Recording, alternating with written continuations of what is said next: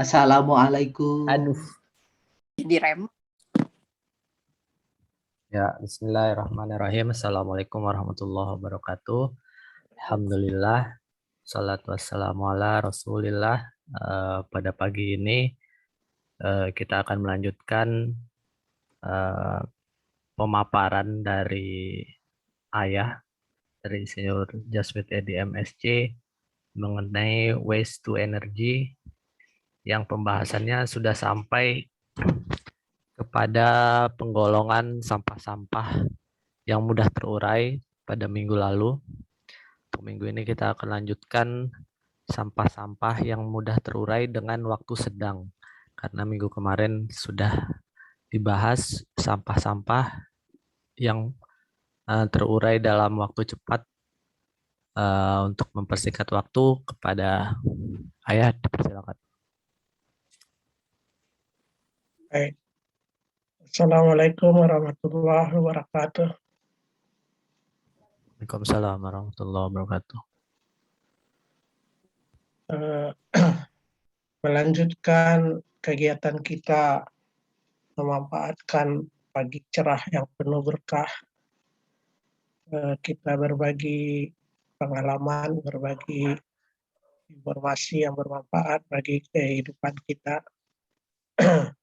Melanjutkan pembahasan kita tentang masalah sampah.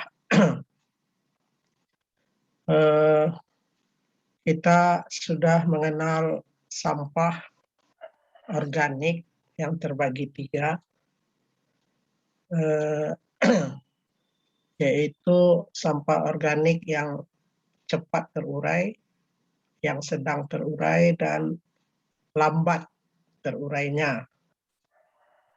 Adapun sampah yang cepat terurai sudah kita bahas minggu lalu. Solusinya adalah dengan biodigestasi, yaitu sampah dimasukkan ke dalam satu tabung sumur, kemudian proses fermentasi anaerobik terjadi di tangki tertutup itu, di mana kemarin itu hasilnya adalah berupa gas metan yang bisa dipakai untuk masak, kemudian cair yang biasa dikenal dengan bahasa awamnya adalah lindi. Nah, hari ini kita akan melanjutkan dengan solusi dari sampah organik yang waktu terurainya sedang, ya, tidak terlalu cepat seperti sampah basah kemarin, tetapi dalam waktu sedang.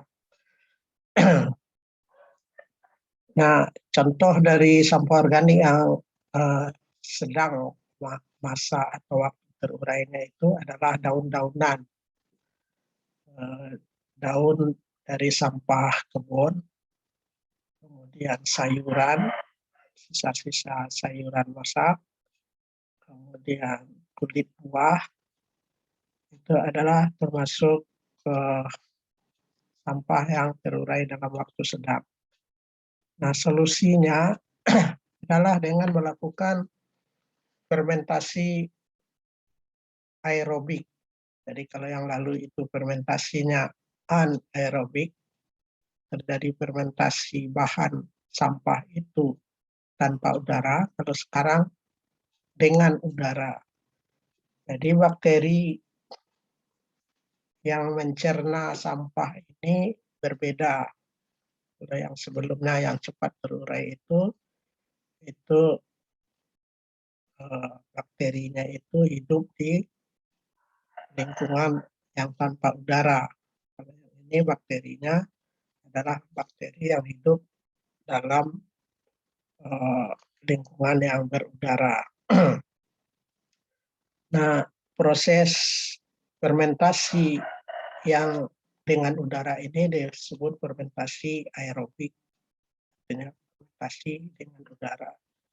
Nah, proses ini biasa dikenal dengan biodrying atau proses pengeringan secara biologis. Jadi kalau bicara tentang drying, proses pengeringan, ada berbagai macam cara untuk mengeringkan bahan. Proses pengeringan ini punya disiplin ilmu tersendiri, di mana terjadi pada proses drying, pengeringan itu terjadi perpindahan panas dan perpindahan massa pada bahan yang dikeringkan ini. Baik, tapi kita bukan akan membahas panjang lebar dengan proses drying, tapi kita fokus ke bio-drying, yaitu proses pengeringan secara biologis. Nah, alatnya sederhana. Alatnya adalah berupa keranjang, bisa dibuat dari bambu. Jadi kayak keranjang bambu yang tidak rapat, ada celah-celah untuk masuk udara, baik dari samping maupun dari bawah. Kemudian sampah yang mau dilakukan biodrying itu dimasukkan ke dalam keranjang ini. Nah, keranjang ini tidak harus dari bambu, bisa saja keranjang bekas tukang sayur, bekas orang dagang sayur, berupa keranjang bambu yang dianyam, bisa, atau keranjang rotan, atau apapun yang bisa tempat wadah sampah dalam proses biodrying. Bagaimana cara prosesnya? Jadi kalau alatnya bisa sebagai contoh saja, nah ini keranjang bambu. Nah, kenapa harus dikeranjangkan? Ya supaya judulnya sampah yang aur-auran tadi itu bukan lagi sampah, tetapi dia adalah bahan yang sedang diolah dalam proses biodrying, sehingga sampah tidak bertaburan di halaman di mana-mana, tetapi sampah yang sampah organik yang terurai dalam waktu sedang itu semua masuk ke dalam keranjang bambu. Jadi sampah itu langsung terolah. Terolah dalam bentuk apa sekarang ini? Itu terolah dalam bentuk proses biodrying. Nah, ini kan alatnya hanya sederhana, keranjang ini. Lalu dimasukkan sampah daun-daunan, sayur-sayuran itu secara berlapis-lapis. Misalkan lapis pertama kita masukkan dalam sejengkal, 15-20 cm, ditabur di situ, kemudian disiram. Disiram itu sebenarnya disiram asal dilembabkan dengan air, dia juga akan jadi. Hanya proses biodrying-nya jadi lama. Nah, untuk mempercepat proses biodrying ini, disiramnya itu pakai starter yang dikatakan kemarin. Starter itu adalah bioaktivator, disebut bioaktivator. Kalau mau main beli, bioaktivator itu dijual di pasaran, dikenal dengan M4. Jadi dia berupa serbuk yang dicampur dengan air, diaduk. Misalkan satu saset itu untuk dicampurkan ke dalam 1 ember air isi 2 liter atau 3 liter ya, produknya. Kemudian air yang sudah dicampur dengan bioaktivator ini yang disiramkan ke sampah yang lapis demi lapis tadi itu. Jadi lapis pertama sejengkal, siram kayak bioaktivator. Kayak nyiram bunga, tapi disiramkannya ke sampah yang sedang dilakukan biodrying itu.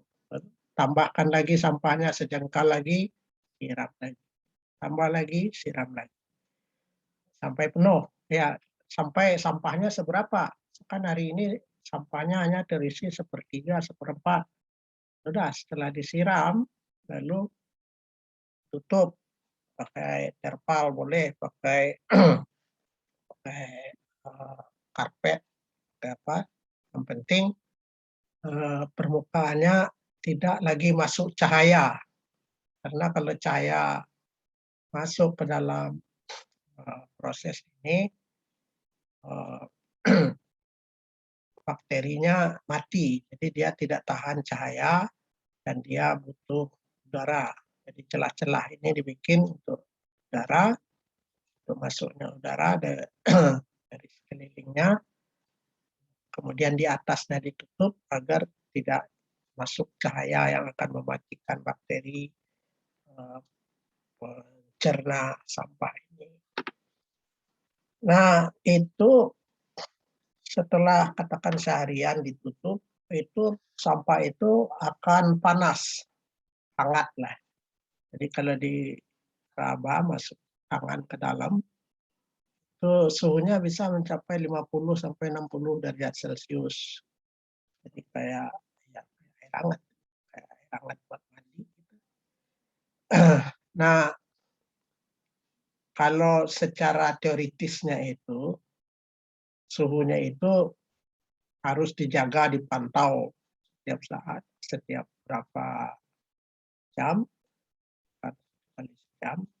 Dipantau kalau terlalu tinggi, sudah mencapai di atas 60 derajat, khawatir bakterinya mati, maka dia didinginkan dengan menambahkan udara. Nah, ini ada ini pipa yang di tengah ini, yang panjang ini. Ini adalah pipa udara untuk menghembuskan udara ke dalam bahan agar suhunya terkendali. Tapi praktek di lapangan yang dilakukan, hal itu terlalu mahal, terlalu teoritis, dan banyak masalah. Nah, temporary dibuat pakai pipa paralon yang di lubang-lubang sekelilingnya, lalu ditiupkan blower fan di sini untuk meniup kalau meniupkan udara kalau suhunya naik. Tapi prakteknya ya tidak seteliti itu. Ini bukan pekerjaan laboratorium, tapi pekerjaan di areal sampah. Nah, biasanya sekali sehari atau sekali setengah hari, sampah itu cukup dengan dibalik. Jadi diaduk-aduk, tutup lagi. Terus besok sebelum mengisi lagi, diaduk-aduk dulu. Kayak begitu dia dirasa hangat, diaduk, ditutup lagi. Nah, dalam 4-5 hari, sampah ini volumenya akan menyusut banyak. Akan tadinya penuh. Dalam 4-5 hari itu dia susut tinggal separuh, lebih 60% lah. Menyusut karena dia sudah diproses atau dicerna oleh bakteri aerobik tadi itu. Bakteri ini memakannya, kemudian panas tadi itu melayukan daun-daunan dan sayuran itu.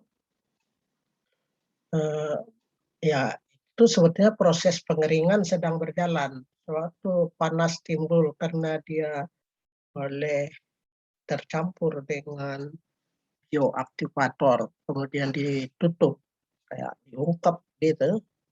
Itu sebetulnya uap air yang ada di dalam sampah itu akan mulai merebak keluar dan lalu melewati celah-celah udara itu juga uap air yang terkandung di dalam bahan itu akan berkurang. Nah, ini akan mengurangi banyak kandungan kelembapan dari bahan sehingga dia disebut biodrying itu dia terjadi proses pengeringan secara biologis. Nah, proses pengeringan lain yang bukan biologis itu bisa dengan meniupkan langsung saja udara bersuhu tinggi, tekan udara bersuhu 60-70 Celcius, udara hangat tiupkan ke bahan, ini juga akan terjadi proses pengeringan. Tapi itu semua adalah uang. Kipas untuk meniupkan udara itu adalah listrik yang dibayar. Udara dingin itu dibuat menjadi udara hangat, udara panas. Itu harus ada sejumlah bahan bakar yang dibakar, itu adalah uang. Nah, kalau proses bio drying ini biayanya rendah karena tidak ada listrik, tidak ada panas yang sengaja dibakar bahan bakar untuk memanas udara, tapi langsung hangat oleh proses biologi.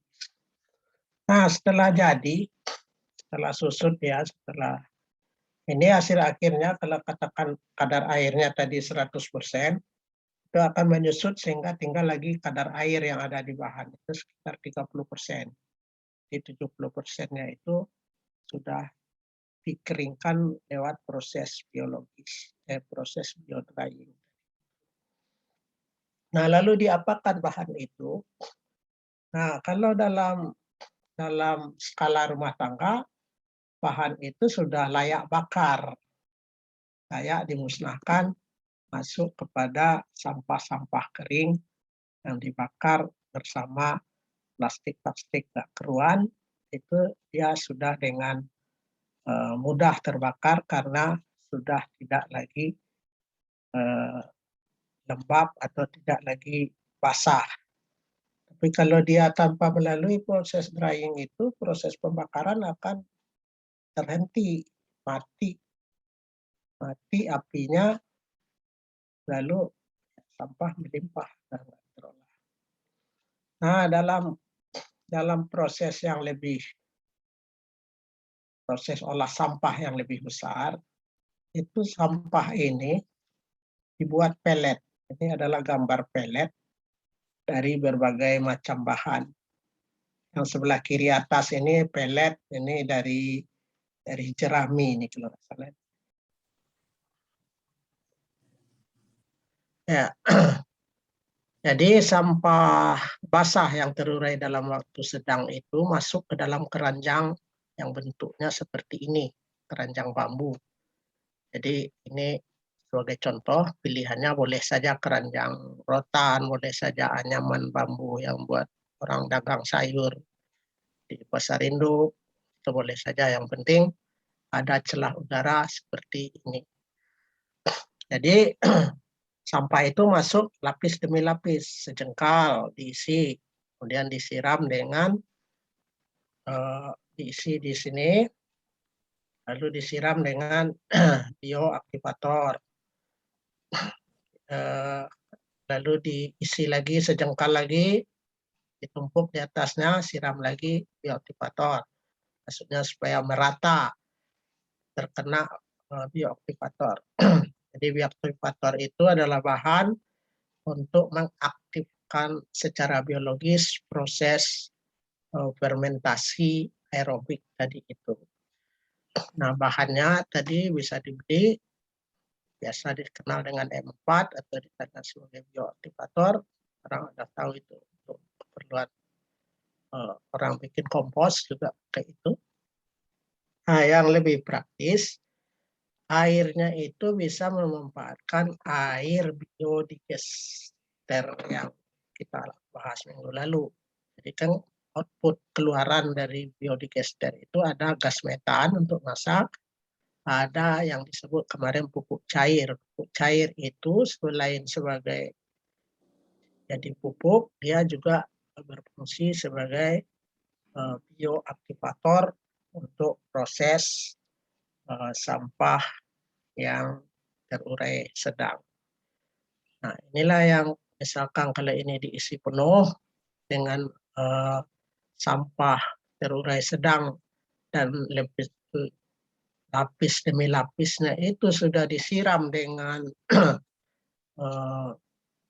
bioaktivator, maka sekian hari kemudian 4-5 hari kemudian dia volumenya menyusut jadi separuh lebih sedikit, dan kadar airnya sudah merosot banyak. Itu di akhir pengeringan itu bioaktivator biodrying ini bisa menurunkan kadar air sehingga tersisa kadar air sekitar 30% saja. Nah, selanjutnya bahan yang dengan kadar air sekitar 30% ini sudah bisa dilakukan pembakaran. Ya. Kalau sebelumnya, kalau masih mentah belum lewat biodrying, itu malah akan bikin api menjadi mati dan proses pemusnahan sampahnya jadi terhambat. Jadi kalau untuk kelas rumahan, kelas rumah sendiri itu paling manfaatnya baru dibakar. Tapi kalau sampahnya itu udah dalam jumlah besar, seperti dalam mengolah sampah komplek, misalkan atau RT, RW atau kelurahan, itu kan jumlah sampahnya sudah banyak. Nah ini tentu kalau untuk dibakar saja sayang-sayang, itu api itu adalah uang, itu adalah energi yang kalau dibuang begitu saja ya kita membuang uang. Tapi kalau dia dimanfaatkan untuk masak, untuk hidupkan mesin dan sebagainya, itu tentu artinya uangnya tidak terbuang. Nah, bahan tadi itu setelah melewati proses biodrying itu dibikin pelet seperti yang tergambar di sini. Jadi ini adalah pelet yang bahan bakunya dari berbagai macam bahan. Nah, pelet ini di negara maju itu sudah populer. Jadi orang kalau untuk masak-masak, bakar-bakar sate atau untuk masakan, orang tidak membeli arang. Kalau di kita kan baru arang biasanya yang dibeli kresek itu 5 ribuan. Nah kalau di sana itu udah masuk di di Indomaret atau di pasar-pasar ini, pasar-pasar modern, dikemas dengan baik. Nah, itu ini adalah dagangan, ini bahan bakar dipakai untuk masak. Nah bahannya bisa saja dari jerami, bisa dari daun tebu, bisa dari daun, pokoknya sampah-sampah biomasa atau sampah yang berasal dari tumbuh-tumbuhan. Ada yang dari daun jerami, ada yang dari rumput, ada yang dari macam-macam. Makanya ini warnanya juga macam-macam tergantung bahan bakunya.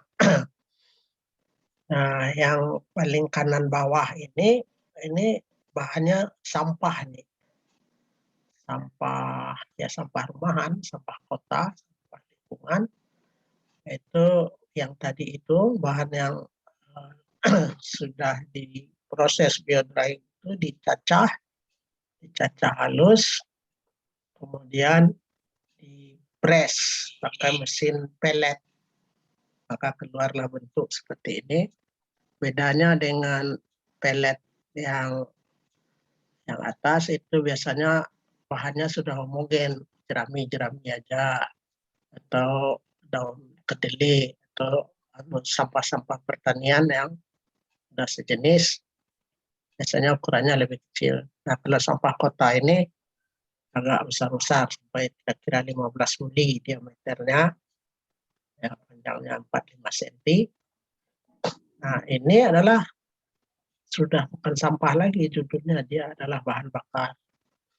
Kalau yang homogen, yang dari bahan-bahan yang terpilih di daun-daunan itu, jerami dan sebagainya, itu bisa dipakai untuk masak. Tapi kalau yang sampah kota bisa dipakai untuk masak, tapi bukan untuk yang apinya langsung jadi bakar sate atau bakar daging, tetapi dia untuk menyalakan kompor, menyalakan tungku bahan bakarnya ini. Nah, pengolahan sampah biomasa. Jadi biomasa ini mencakup semua bahan-bahan dari jasad organik, jasad hidup, ya bisa kayu, bisa rumput, bisa ilalang, bisa tadi jerami. Itu semakin sekarang itu semakin berkembang untuk kebutuhan industri. Jadi bahan bakar di industri mengganti minyak, mengganti batu bara, suplemen batu bara.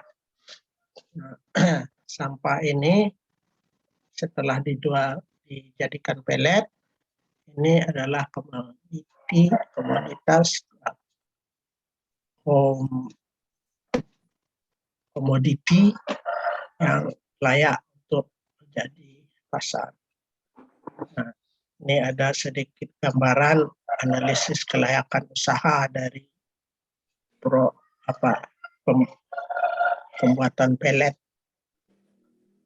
Nah, jadi tantangannya rencana pemerintah memberlakukan subsidi terhadap LPG. Nah, kalau subsidi sudah ditarik, itu orang akan berpindah ke bahan bakar yang murah. Ya, solusinya diantaranya adalah pelet. Nah, selain industri pelet, itu akan berkembang juga bisnis industri pelet, kompor pelet. Ya. Jadi kompor pelet ini kalau sosialisasinya dan teknologinya itu sudah mumpuni, ini akan menjadi pengganti kompor-kompor gas. Kemudian peluangnya adalah bisnis bahan bakar pelet. Jadi bisnis kompor sama bisnis bahan bakar pelet. Dan lebih dari sekedar kompor, ada yang lebih tinggi lagi. Ada peluang bisnis yang namanya membuat gasifier. Gasifier ini adalah alat untuk mengolah sampah biomasa menjadi gas, menjadi syngas. Nah, syngas inilah yang digunakan bisa untuk kompor, bisa sebagai bahan bakar genset pembangkit listrik, baik yang kecil rumahan maupun yang kelas besar. Oke. Nah, ini gambaran keekonomian pengusahaan pelet. Nah, ini sekedar memberi gambaran bahwa ini peluang bisnis yang sangat mungkin untuk bukan sangat mungkin, ke depan itu akan semakin ramai karena orang akan mulai bergerak untuk memanfaatkan bahan bakar biomasa dalam bentuk pelet biomasa ini. Ya, bermula dari pemakaian rumah tangga sekedar untuk masak, ya tapi kalau sudah meluas untuk masak, ya itu juga tidak sederhana, ada tidak bisnis kecil. Nah, apalagi ada protokol internasional yang mengatur bahwa pembangkit listrik tenaga uap PLTU yang berbahan bakar batu bara itu diwajibkan mencampur batu baranya itu dengan bahan biomasa, karena ini akan memperbaiki emisi gas buang yang dihasilkan oleh PLTU batu bara. Nah, ini membuat peluang industri pelet dan pengguna pelet biomasa ini akan semakin luas. Jadi kalau pemakaian bahan bakar untuk pembangkit itu ya itu urusannya ratusan ribuan ton, yang malah kalau sampah yang ada itu mungkin tidak akan sanggup menyediakan bahannya. Ya, artinya kalau bahan baku tersedia dalam jumlah besar di negeri kita, baik dalam sampah kota maupun sampah kebun atau sampah pertanian, itu adalah bahan-bahan yang bisa diolah menjadi pelet biomasa. Nah, ini yang tertampil ini adalah gasifier tadi itu. Nah, ini yang hitam ini adalah reaktor untuk mengolah pelet biomasa yang dihasilkan tadi itu. Jadi dia tidak dibakar di dalam reaktor ini, tetapi dia dipanasi dengan oksigen yang minimum, sehingga yang keluar itu adalah gas yang biasa disebut dengan gas produser, atau biasa juga sintetik gas atau syngas. Nah, syngas ini ya melalui proses pembersihan, kayak semprot air apa apa. Nah, gas yang bersih ini itu dipakai bisa untuk kompor, bisa untuk menggerakkan genset gas, apakah genset bensin atau genset mesin diesel yang akan menghasilkan listrik untuk kebutuhan ya mau kecil mau besar, tergantung kita mau main di mana. Kalau untuk rumahan ya berarti genset kecil. Kalau untuk RT RW ya di pedesaan terutama ya genset yang besar, yang mana bahan bakarnya adalah pelet biomasa tadi itu, sampah, baik sampah kota maupun sampah kebun atau sampah pertanian. Nah, itulah gambaran yang bisa disampaikan tentang sampah yang terurai dalam waktu sedang. Jadi, ya, dibilang sederhana, dibilang besar. Dan Ya. ada cara tentang pelet ini, masalah semakin ramai dibicarakan orang untuk jadi bisnis masa depan. Baik, itu pengantarnya, mangga kita diskusikan. Ya, terima kasih Ayah Pak Insinyur Jasmine Edy, MSc, atas pemaparannya. Jadi kalau Awang menarik sekali untuk mikirin bagaimana pelet itu diproduksi ya. Kalau nantinya ini akan jadi bisnis, berarti nanti mesin-mesin produksi pelet itu akan banyak juga gitu ya di pasaran. Akan banyak di pasaran. Nah sekarang nih gimana ya? Maksudnya udah mesin produksi pelet itu di pasaran udah ada dan kisaran harganya berapa ya? Ya, di pasaran sudah ada, hanya penggunanya di negeri kita belum banyak.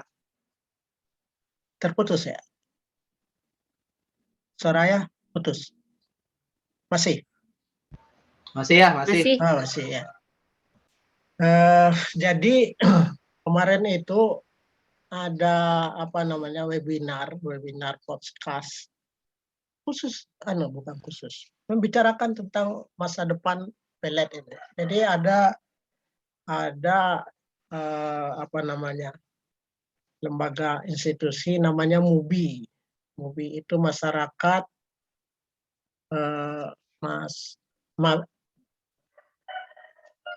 MEBI, Masyarakat Energi Biomasa Indonesia namanya. Jadi dia LSM ini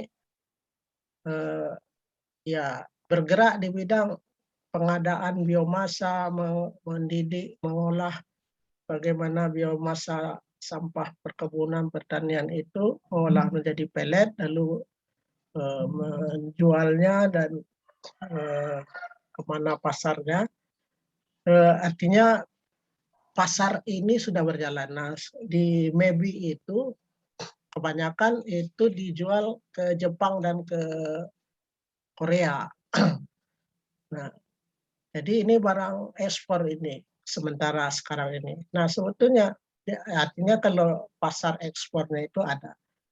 Nah sebetulnya kebutuhan di dalam negeri sendiri itu juga tidak kecil jumlahnya, malah akan kedodoran memenuhinya. Nah sekarang itu yang sudah ada pemakaiannya biasa di pemakaian di kompor masyarakat, tapi itu belum meluas. Ada beberapa titik masyarakat yang sudah mengenal kompor yang menggunakan pellet ini.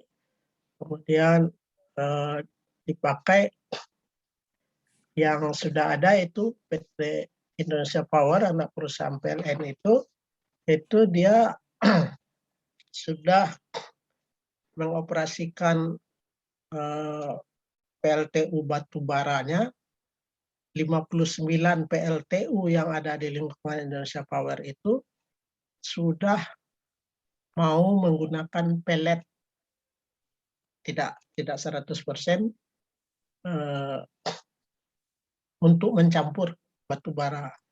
Nah itu kalau disalurkan ke PLN aja itu produsen pellet ini sudah kedodoran. Nah sekarang apa gambarannya? Jadi keberanian si pengusaha untuk terjun ke dalam bisnis pellet ini sebetulnya. Tapi di depan jelas itu pasarnya sangat luas. Nah, jadi pertanyaannya apa sudah nyambung apa belum itu? Bisa dilanjut kalau belum mengenal. Jadi ini masih peluang untuk kompor dan untuk bahan bakar industri, dan yang bahan bakar industri yang sudah menyatakan kemarin di webinar itu PLN Indonesia Power itu yaitu sekian PLTU-nya itu bahan bakar batu baranya itu ditambahkan suplemen biasanya sampai dengan 10% sampah biomasa. Nah, ini juga dalam rangka kemarin itu dikenalkan sebagai perdagangan karbon. Jadi perdagangan karbon itu ya banyak orang yang masih bingung, termasuk saya juga masih bingung, itu bahwa orang perusahaan yang bisa mengurangi dampak karbon pada lingkungan itu dia akan mendapat subsidi oleh pengurangan kadar karbonnya itu. PLTU yang tidak pakai apa-apa, yang pakai PLTU batubara yang tidak sampai dicampur dengan biomasa, itu dia emisi gas buangnya itu lebih jelek. Begitu ditambahkan dengan bahan biomasa ini, itu akan membaik dan itu akan berdampak akan mendapat subsidi karbon itu.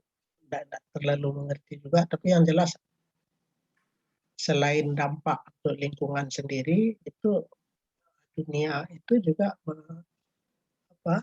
memberikan subsidi terhadap negara atau perusahaan yang telah mengurangi dampak negatif dari emisi gas buang dari pabrik mereka.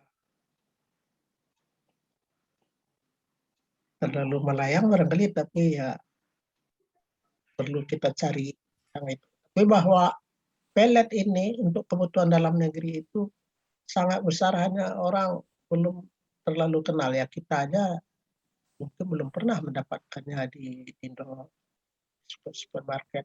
Nah, ini sepertinya sudah mulai. Nah kebanyakan industri pellet ini masih melayani kebutuhan luar negeri yang menerima pellet ini untuk bahan bakar mereka, baik untuk masak maupun untuk campur bahan pembangkit mereka. Ya, Eh, ada pertanyaan lagi? Bapak Ahmad Di Hidayat luar dan negeri Ibu itu, Azizah. di luar negeri itu ya udah jarang ada dukun ya, ada ini namanya orang ada Kok dukun? bercanda. Iya, pelet emisi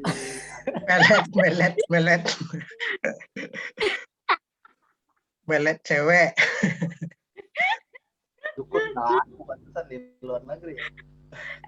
Ente nyimak nggak sih dari tadi? Ini pelet ini kan kalau di gunung ya, anak gunung ya, itu dia sebagai parafin ya, atau parafin, atau dapat pula disebut ya bahan bakar lah, bahan bakar dalam bentuk solid gitu ya. Ya, bahan bakar Tapi, solid.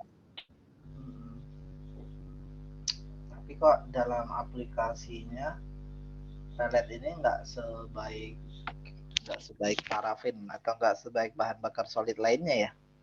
Maksudnya nggak Iya. sebaik bahan bakar solid lainnya adalah proses dia untuk bisa ngeluarin api itu lumayan makan waktu. Tuh gimana ya? Maksudnya apakah ada cara untuk menjadikan si pelet ini memiliki kualifikasi yang tinggi, artinya dipantik api dikit dia langsung nyala gitu. Iya. Mungkin ya kayak gitu-gitu yang dijual di pasaran. Iya. Ya, teknologi pelet ini memang teknologi yang harus diperdalam dan dipelajari terus. Karena pelet ini kan adalah bahan buatan. Jadi ibarat kita kue itu ada yang rasanya enak, teksturnya empuk, pokoknya paling enak lah. Ada yang begitu. Tapi ada juga yang keras nggak karuan, rasanya nggak tentu. Kira-kira gambaran pelet berkualitas dengan pelet tidak berkualitas itu ya seperti makanan itulah. Nah, jadi teknologi bagaimana membuat pelet yang berkualitas dengan kemudahan dalam membakar dan jarangnya kegagalan dalam menyalakan apinya. Ini adalah menyangkut bagaimana teknologi membuat pelet yang berkualitas tinggi. Jadi kualitas pelet ini sejauh yang diketahui, pelet yang baik itu adalah pelet yang kadar airnya rendah. Ya, kadar airnya katakan sampai 12%. Nah, pelet-pelet kalau sembarangan pelet tidak berkualitas atau pelet asalan, bentuknya sama seperti pelet yang digambarkan tadi, tapi kualitasnya beda. Mungkin saja yang satu, yang ini misalkan bentuknya seperti ini, tapi kadar airnya tinggi, 40%. Begitu dibakar, asap kemana-mana, api nggak nyala-nyala. Nah, ada juga yang pelet yang kualitas bagus. Jadi ada kualifikasi pelet itu dengan ketat diatur, malah distandarkan itu pelet itu. Harus punya kadar air berapa, kemudian nilai kalor berapa. Itu seperti halnya kualifikasi batu bara atau bahan bakar lainnya. Jadi ditetapkan batu baranya kandungan airnya sekian, kadar abunya sekian. Jadi begitu juga pelet. Jadi begitu kita masuk ke dunia pelet, dunia entah pasar atau produksi pelet, nah ini harus kita lebih mendalami lagi ini. Sehingga pelet yang masuk ke pasaran, yang produk yang kita buat, haruslah pelet-pelet yang terstandar, tidak pelet yang hanya bentuknya seperti ini. Nah, sejauh ini pengetahuan orang tentang pelet ini sangat minim dan seada-adanya. Karena bentuknya sudah pelet ya, sudah bisa dibakar, Nah, kalau dia dibakar sendiri itu lebih mumet itu. Dia dijadikan bahan bakar kompor itu ya kompornya bisa nggak nyala-nyala, asap kemana-mana. Nah, tapi kalau pelletnya itu sekedar dicampurkan ke dalam bahan bakar PLTU, jadi dia hanya dipakai 5% dari 100% batu bara, dia dicampurkan 5%. Tapi 5%-nya PLTU itu sudah puluhan ton yang membuatnya sudah kewalahan itu produsennya. Nah, jadi seapapun kualitas pellet yang mampu dibuat, itu sebetulnya optimis itu akan jalan itu. Tapi yang kalau idealnya tentu adalah pellet-pellet yang sesuai standar dengan kadar air yang rendah. Kemudian kepadatannya itu dia harus mempunyai kepadatan, ada ukuran kepadatan pellet. Jadi pellet ini kan dibuat dengan cara bahan itu diserbuk dulu, dihalusin, digiling ke serbuk. Kemudian serbuk tadi itu dipres dalam alat yang namanya mesin pellet. Lalu dia keluar dalam bentuk seperti gambar ini. Nah ini ya perlu ditekuni kalau akan masuk dalam dunia ini. Tapi ini sekadar pembukaan bahwa di sana itu ada dunia bisnis, peluang bisnis, pengadaan bahan bakar, yang bahan bakunya tersedia di sekeliling kita, yang pembelinya potensial ada di dekat kita.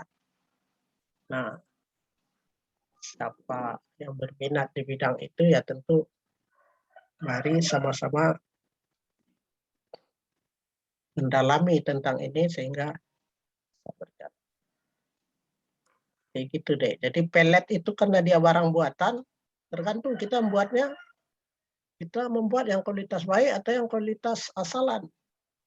Kalau yang kualitas baik, ya itu yang layak masuk di supermarket, dan begitu masuk pasar itu tidak malu-maluin gitu. Artinya begitu dia masuk pasar, ya, katakan dia bermerek apa namanya, kita bermerek Smith misalkan, itu orang percaya oh kalau pellet itu pellet ini beli, yang kalau yang pellet merek ini akan dinilai oleh masyarakat. Pellet ini bagus, ya mungkin kayak ini juga, kayak kita beli kue, oh jangan beli kue itu manisannya, gulanya pakai gula batu misalkan, dan sebagainya. Oh pakai kayak milih masakan ya. Kualitas hasil masakan itu ya sangat tergantung bagaimana kita menyiapkan produk ini dengan sebaik-baiknya. Nah, kalau memang tertarik tentang pellet ini, kita cerita pellet yang akan datang. Ya, tentu sejauh pengetahuan yang ada pada si presenter yang juga terbatas karena belum masuk ke dalam dunia itu, tapi tahulah kulit-kulit kerangkanya itu. Enggak, yang lain barangkali. Ya, mungkin kalau mungkin kalau pelet ini katanya lebih laku di luar negeri, itu karena mereka ada musim dingin nggak sih? Jadi di Indonesia itu dipakai bisa buat ini nggak, apa namanya, perapian gitu? Ya bisa banget. Buat perapian bisa, buat bakar sate, bakar masakan yang bakar langsung bisa. Itu yang masuk-masuk di supermarket itu biasanya. Tapi kalau yang kalau di Indonesia nggak masuk supermarket karena ya bukan lifestyle-nya orang Indonesia, ya nggak? bisa. Ya kalau masuk supermarket, orang mau bakar sate, orang masih lebih kenal dengan arang. Iya, terus Ya, beli arang dengan harga 5.000 udah jadi. Arang di supermarket juga di Indonesia belum ada kan? Ada. Oh, ada. Jadi arang kualitas tinggi itu sudah ada. Nanti saya kirimkan lewat Pak Iyad. Nah, jadi ada arang dibikin dalam bentuk tablet yang kualitas tinggi seperti yang si Bang Dayat tadi itu menyebut bahwa apinya tidak cepat nyala dan berasap dan segala macam. Tetapi yang sudah masuk supermarket itu betul-betul terjamin. Seperti yang manasi shop, masakan di hotel-hotel, itu kan bahannya itu arang-arang berkualitas. Nah, itu juga bisa dalam bentuk pelet berkualitas. Ya, dia dibakar pasti nyalanya dan apinya terjamin bagus. Sangat tergantung. Jadi kenapa di Indonesia belum laku? Ya mungkin ya sosialisasi pemahaman orang tentang pelet ini masih jauh. Orang masih punya arang. Arang pun itu juga macam-macam. Ada kebeli arang yang bagus, apinya lama, tapi tidak ada. Ada juga kebeli arang yang basah. Nah itu kan belum terstandar. Nah ini secara bertahap orang menuju ke kehidupan yang lebih bersih, lebih maju, lebih tidak bikin mumet. Nah, kenapa pelet belum masuk di supermarket? Ya kembali gaya hidup orang itu akan meningkat. Kalau tadi orang sudah merasa cukup dengan arang, ke depan orang tidak cukup lagi dengan itu. Kalau pelet ini kan kelihatan itu juga bersih. Kalau arang yang ini kan megang aja kita udah pasti kotor tangannya. Kalau ini tidak. Nah, itu meningkatkan itu dan melayani peningkatan gaya hidup orang itu ya bagian dari kita yang berminat untuk menggarap pelet ini untuk sumber kehidupannya masa depan. Itu Zah. Oh ya. Ada yang lain barangkali. Jadi kalau mau cerita pelet ya nanti dikumpulkan lagi bahan tentang maksimal pelet yang ada. Mungkin bagi orang lain belum terlihat seperti butanya kita selama ini tentang pelet. Ya. Saya saja yang sudah berapa tahun urusan dalam sampah, pelet sampahnya yang ada selama ini masih pelet-peletan itu. Pelet tanpa kualitas, tapi karena sama-sama sudah ada kebutuhan, ya pelet seadanya itu ya masuklah dia di sebagai suplemen bahan pencampur bahan bakar di PLTU batubara. Nah sekarang itu ada sudah 50 sekian PLTU siap menampung pelet. Tinggal pebisnis mana yang mau bermain di pelet. Nah, begitu mau bermain di pelet berarti kan nyari pasarnya, harganya, investasinya dan segala macam. Maka terjadilah bisnis baru. Mudah-mudahan bermanfaat bagi kita, siapapun juga. Oke, ada lagi? Udah. Udah Bang? Ya udah ya. Oke. Baiklah, mudah-mudahan ada manfaatnya diskusi kita pagi ini. Dunia ke depan sepertinya sudah akan mulai dengan bahan bakar pelet, bukan mulai, akan melanjutkan pelet lebih serius, baik dalam pemakaian maupun produksi. Kalau kita ada yang berminat di situ, tentu jangan sungkan-sungkan untuk mendalaminya agar didapatkan kehidupan yang baik, barangkali lewat pengetahuan. Demikian, Assalamualaikum warahmatullahi wabarakatuh. Waalaikumsalam. Warahmatullahi wabarakatuh.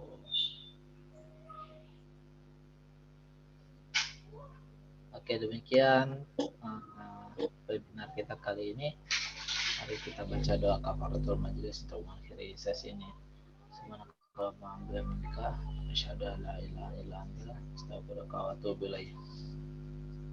Assalamualaikum warahmatullahi wabarakatuh.